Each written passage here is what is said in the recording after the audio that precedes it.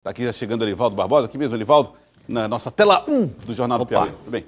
Elivaldo, deixa eu cumprimentar primeiro. Seja bem-vindo. Obrigado, Joelson. Boa tarde. Boa tarde a você que está na nossa companhia. Antes de nós entrarmos aqui no ar, você estava conversando aqui com o Edivan, com o Mardoni, a respeito do frio excessivo que afeta algumas regiões do planeta. Perfeito. Onde sequer o agasalho é capaz de fazer o suporte. Porque é um frio que atinge a estrutura óssea. Exatamente. Tem agasalho no mundo que resolva. Isso em alguns pontos do planeta, porque no Piauí, e aí é onde começa o grande debate, Elivaldo Barbosa, essa diferença climática. No Piauí agora se observa chuvas, mas não chuvas suficientes, Elivaldo, para garantir a sustentação da produção agrícola, Elivaldo. É verdade, Joelson. Esse fenômeno ficou inclusive conhecido na região como seca verde. Você tem ali uma paisagem verde, acha que está tudo ok, tudo legal, mas na verdade não está no aspecto produtivo, ou seja, no cultivo de grãos, em pastagens, frutas, enfim. Por quê? Porque os veranicos, que é o período de interrupção do período chuvoso, às vezes eles se prolongam e afeta culturas como arroz, milho, feijão, e isso acaba prejudicando. E quando volta a chover, a vegetação se recompõe, mas a rocinha lá não sobrevive. Não sobrevive. Aqui é na cidade de Pedro Laurentino, Elivaldo. Olha só. Tá aí. Então tem água, você vê que tem água, mas não água, inclusive, acumulada ali numa pequena represa, né? Exatamente. Mas não é o suficiente para garantir a colheita dos grãos, a colheita das frutas, enfim, não é água suficiente. É a chamada seca verde, um fenômeno ambiental que tem alertado os pesquisadores aqui no estado do Piauí. E Elivaldo, não é uma coisa incomum. Ela acontece com alguma frequência e até dá uma esperança para o produtor da agricultura familiar. Acontece. Os pequenos agricultores sofrem mais, porque muitas vezes eles não têm ali a previsão da ocorrência desses veranicos, ou seja, da suspensão, ainda que temporária, do período chuvoso. Eles às vezes tentam adivinhar ali, tentar com o tempo, enfim, fazer as suas experiências naturais lá nas suas roças e não dá certo. Agora, na grande produção, no agronegócio, lá no sul do estado, nos cerrados, também ocorrem as secas verdes, também ocorrem as suspensões, os veranicos. Só que lá o recurso tecnológico tem condição de você fazer as previsões e adequar o plantio a essas condições climáticas. Elivaldo, vamos aqui para a lista dos municípios que foram afetados até aqui, né? Segundo os levantamentos que foram feitos pelos especialistas, 13 municípios piauienses já se percebeu esse fenômeno. A produção agrícola está impactada em Sigefredo Pacheco, norte do estado. Norte do estado. São Miguel do Tapuio, também. Norte do estado, né? Piripiri, norte do estado. Nossa Senhora dos Remédios. Norte, centro-norte, região dos Cocais aqui, né? Luiz Correia, norte litoral. Aí você tem, bem aqui, aí você já vê que o norte do estado afetado pela seca verde. Os outros municípios são Cocal, também no norte, Caraúbas, norte, Cajueiro da Praia, norte, bota norte nisso. Aí Canto do Buriti já quebra essa regra, né? Sul do Piauí é uma região ali quase que de transição semiárido, do bioma cerrado, mas no sul do Piauí. No sul do Piauí. E Nazaré do Piauí também. Aparecendo. Entre Floriano e Oeiras ali. Exatamente, região de Floriano, região de Oeiras. Aí tem mais. Itaueira. Sul do Piauí. São Raimundo Nonato também sul. E Ribeira do Piauí são cidades do sul do estado. Ou seja, não é um fenômeno que está circunscrito ao semiárido piauiense, não é? É verdade, ocorre em toda a extensão, talvez só mais no extremo sul, no alto cerrado, a regularidade do período chuvoso é maior, é mais consistente, é mais estável, mas, grosso modo, Joelson, as intempéries climáticas acontecem sistematicamente. Não é só agora que está acontecendo essas mudanças climáticas em nível mundial que esse fenômeno ocorre. Sempre acontece esses fenômenos que acumula água num determinado período, falta em outro, e isso acaba provocando prejuízos, estragos à produção. O mais atingido é o pequeno produtor, o agricultor familiar.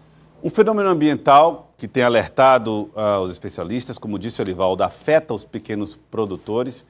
E a climatologista Sara Cardoso falou a respeito desse fenômeno e das consequências dele. A seca verde é um fenômeno onde a gente observa a vegetação esverdeada, mas a produção, aqueles grãos que são manipulados, aquela cultura que a gente vai mexer no solo, ela não se desenvolve. Então, a primeira característica é perda dessa produção, que já foi constatado pelos observadores de secas, que são pequenos produtores. Eles perderam as primeiras safras de milho, de mandioca e feijão. Outra característica é a chuva irregular. Aí você pode questionar por que em alguns municípios apresentaram aí, em janeiro, chuva acima da média. Nós tivemos muitas ocorrências de eventos extremos. Então, aqueles eventos extremos, eles contabilizaram nessa conta total do mês. O que é necessário para que o solo se desenvolva e os riachos fiquem cheios de água é uma chuva regular. Passava 10 dias sem chuva, então isso não é bom para a agricultura. Nós constatamos também alguns riachos secos, alguns barreiros que não conseguiram encher, né? E aí, isso é importante porque a gente precisa ver, de fato, observar essa paisagem para poder analisar todos os elementos e trazer essa questão. Aí foi identificado, nesses 2.000 quilômetros percorridos, tanto na porção norte quanto sudeste e sudoeste, nós já identificamos a seca verde. Em muitos municípios, esses produtores, né, pequenos produtores, já falaram que perderam a safra do milho, do feijão e da mandioca, a primeira, né?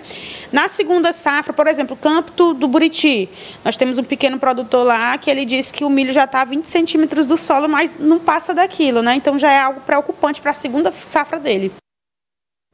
Elivaldo, a Sara Cardoso e você disseram, a agricultura familiar é a mais afetada. Consequentemente, a gente consegue entender que, por exemplo, a grande produção de soja, a grande produção de milho, não é afetada diretamente por isso, porque eles têm outros recursos para aplicar e compensar qualquer tipo de problema nessa linha. Agora, no caso da agricultura familiar, ela afeta o que dentro da cadeia produtiva? É o arroz consumido pelo trabalhador, pela trabalhadora? O que é que exatamente cabe a essa porção de produtores do estado do Piauí? É um efeito generalizado, Joelson. Atinge o desenvolvimento das plantas, da pastagem. Então, isso tudo causa estragos, causa prejuízos. Muitas vezes leva o pequeno agricultor, quando tem disponibilidade de sementes, fazer um replantio. No norte do Piauí, por exemplo, o que os dados revelam pluviométricos? Lá o período chuvoso começa mais tarde. Então, estamos ainda em fevereiro. É possível que se estabeleça ainda um período chuvoso suficiente para garantir a sobrevivência de lavouras plantadas agora de curto ciclo, como, por exemplo, milho, feijão. É possível que a umidade do solo permita o desenvolvimento da planta até a colheita, mas é uma possibilidade.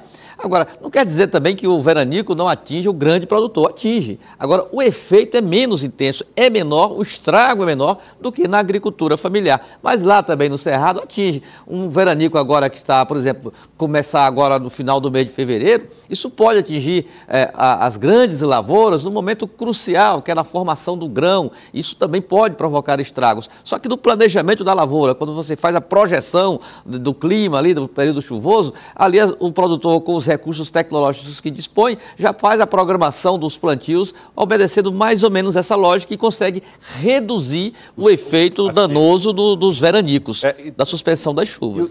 E no caso, eles sempre têm também uma sobressalência de sementes ou de coisas desse tipo, Elivaldo Barbosa. E há também agora um novo fenômeno lá de investimento, uma nova modalidade de investimento, verificado inclusive num dia de campo realizado na semana passada, lá numa grande fazenda do município de Baixa Grande do Ribeiro, em que os imensos pivôs centrais, aquele sistema de irrigação móvel que fica ali rodeando ali o campo, simulando chuvas, já vem sendo utilizado em alguns tipos, modalidades de projetos, exatamente para elevar a produtividade e suprir a lavoura no momento da suspensão da chuva, ainda que temporária, não é? Então tem muitos recursos. E o governo do Piauí já reconheceu até o momento 82 cidades em situação de emergência devido à seca e estiagem. Muitos desses municípios sofrem com a situação desde junho de 2024.